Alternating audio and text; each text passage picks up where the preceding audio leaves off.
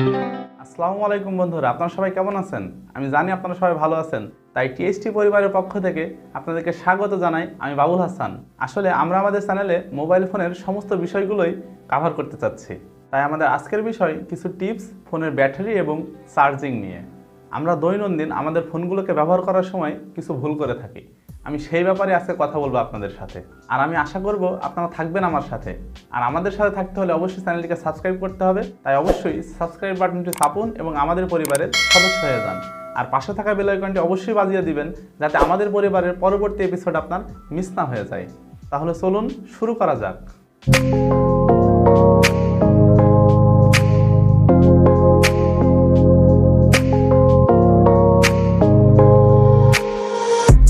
ভিডিওটি শুরু করার আগে একটা কথা শেয়ার না করলেই নয়। আপনারা অনেকেই জানেন আমি চুয়াডাঙ্গাতে থাকি। আমাদের আজকে একটা ক্রিকেট ম্যাচ ছিল কালীগঞ্জে, মুবারকগঞ্জ ক্রিকেট টুর্নামেন্ট 2021। আজকে আমরা আমাদের ম্যাচটিতে উত্তীর্ণ হয়েছি এবং পরবর্তী সেমিফাইনাল নিশ্চিত করেছি। তো অনেক খুশি। আর আজকে ম্যান অফ দ্য ম্যাচ হয়েছে আমাদের একটা শ্রদ্ধেয় বড় ভাই রাশেদ ভাই। আপনারা স্ক্রিনে তার ছবিতে দেখতে পাচ্ছেন। তো আপনারা দোয়া করবেন যাতে আমরা টুর্নামেন্টে জয়লাভ করতে পারি। তো এটুকুই বলার ছিল। তো এটুকু শেয়ার না করলে আসলে ভালো লাগতো না। অবশ্যই আপনারা কে কে ক্রিকেট খেলতে পছন্দ করেন কমেন্টে লিখে জানাবেন। তো চলুন এবার আসি কাজের কথায়। আমার আজকের দেওয়া টিপসগুলো যদি আপনি আপনার অভ্যাসে পরিণত করতে পারেন, তাহলে আমি আশা করি আপনার ফোন এবং ফোনের ব্যাটারি হবে দীর্ঘস্থায়ী। টিপস নাম্বার 1, ফোনের চার্জ শেষ হওয়ার পরেই আপনার ফোনের চার্জার ডিসকানেক্ট করতে হবে। কারণ আমাদের বেশিরভাগ ফোনগুলোই কিন্তু ওভারচার্জ প্রোটেক্টেড নয়। সে কারণে আপনি যদি ফোনটিতে চার্জ শেষ হয়ে যাওয়ার পরেও চার্জার ডিসকানেক্ট না করেন, তাহলে অবশ্যই আপনার ফোনের ব্যাটারিটি ক্ষতিগ্রস্ত হবে। সুতরাং ব্যাপারটা মাথায় রাখবেন। অনেকেই তো আবার এক ধাপ এগিয়ে, যারা ঘুমোতে যাওয়ার সময় ফোনটিতে চার্জার কানেক্ট করে এবং সকালবেলা ঘুম থেকে উঠে ফোন থেকে চার্জার ডিসকানেক্ট করে। বিশ্বাস করুন, এটা কিন্তু আপনার ফোনের জন্য অনেক ক্ষতিকর। টিপস নাম্বার 2, সবসময় ফোনের চার্জ রাখবেন 20% থেকে 80%-এর মধ্যে। কারণ এখনকার বেশিরভাগ ফোনেই ব্যবহার করা হয় লিথিয়াম পলিমার এবং লিথিয়াম আয়ন ব্যাটারি। এই ব্যাটারিগুলো কিন্তু একটা নির্দিষ্ট পরিমাণ সময় পর্যন্ত রিসাইকেল হতে পারে। ধরেন কোনো ফোনের ক্ষেত্রে 400 বারের মতো, আবার কোনো ফোনের ক্ষেত্রে 600 বারের মতো।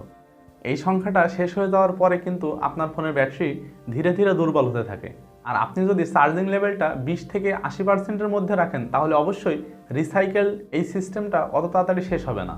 আপনার ফোনের ব্যাটারি কিন্তু মেমোরি রয়েছে, যে সবসময় মনে রাখে আপনি কতবার তাতে চার্জ করছেন।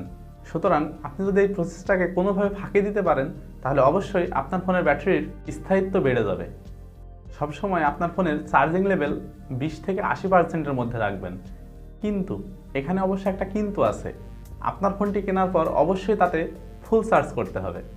টিপস নাম্বার 3, দয়া করে কখনোই গণহারে পাওয়ার ব্যাংক ব্যবহার করবেন না।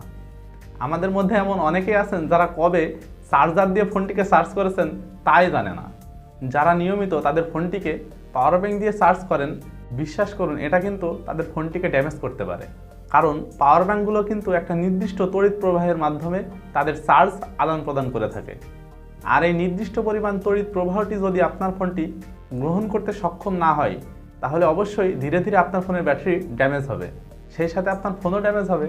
পয়েন্ট নাম্বার 4, দয়া করে আপনি আপনার ফোনের অরিজিনাল চার্জার দিয়েই ফোনটিকে চার্জ করুন। কারণ ওই ফোনের তড়িৎ প্রবাহের উপর ভিত্তি করেই চার্জারটি তৈরি করা হয়েছে। অরিজিনাল চার্জারটা যদি আপনি কখনো হারিয়ে ফেলেন বা খারাপ হয়ে যায়, তাহলে অবশ্যই বাজার থেকে চার্জার কেনার সময় খেয়াল রাখবেন আপনার ফোনের ইনপুট এবং সেই চার্জারের আউটপুট যেন ঠিক থাকে।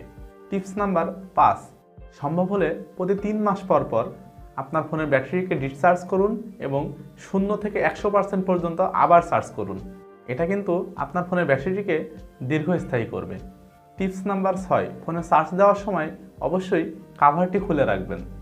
যদিও আমিও এটি সবসময় করি না, তবুও আপনাদের সাথে শেয়ার করাটা আমার কর্তব্য। অবশ্যই আপনারা চেষ্টা করবেন, কারণ ফোনে চার্জ দেওয়ার সময় ফোনটি হিট প্রডিউস করতে থাকে। এই হিট কিন্তু আপনার ফোন অ্যাবজর্ব করতে থাকে, এতে করে ফোন ড্যামেজ হবে এবং সাথে সাথে ফোনের প্রসেসর, সিপিইউ, জিপিইউ সব কিছু কিন্তু ধীরে ধীরে দুর্বল হতে থাকবে। এবার আমার পক্ষ থেকে সর্বশেষ টিপস নাম্বার 7, ফোনটিকে চার্জ করার সময় কিন্তু কোনোভাবেই ফোনটিকে ব্যবহার করা যাবে না। আমি জানি এই ভুলটা আমিও করি এবং আমার মনে হয় আমার সাথে সাথে এই ভুলটা অনেকেই করে থাকে। ফোনে চার্জ দেওয়ার সময় যদি ফোনটাকে ব্যবহার করা হয়, তাহলে এতে করে কিন্তু ফোনটি মারাত্মকভাবে ড্যামেজ হতে পারে। প্রিয় বন্ধুরা, অসচেতনতার কারণেই কিন্তু আমাদের ফোনের ব্যাটারি ধীরে ধীরে ড্যামেজ হতে থাকে এবং সাথে ফোনটিও ড্যামেজ হতে থাকে। সুতরাং কোনো ফোনের ব্যাটারি যতদিন যাওয়ার কথা, আমাদের এই ভুলগুলো করার কারণেই কিন্তু অনেক কম সময়েই ব্যাটারি দুর্বল হয়ে পড়ে। আর আপনারা জানেন, পাপি যেমন 7 ঘর নিয়ে মরে, ঠিক তেমনই ব্যাটারি দুর্বল হওয়ার আগেই আপনার ফোনে যা কিছু আছে সব কিছু ড্যামেজ করেই তারপরে মরে। তো জেনে গেলেন ফোনে চার্জ দেওয়ার কিছু দারুণ টিপস। এবার তো একটা লাইক পেতে পারি? অবশ্যই একটা লাইক করুন, একটা কমেন্ট করুন, আর মনে চাইলে বন্ধুদের সাথে শেয়ার করুন। দেখা হবে পরবর্তী এপিসোডে। আজকের মতো এখানেই শেষ করছি। আল্লাহ হাফেজ।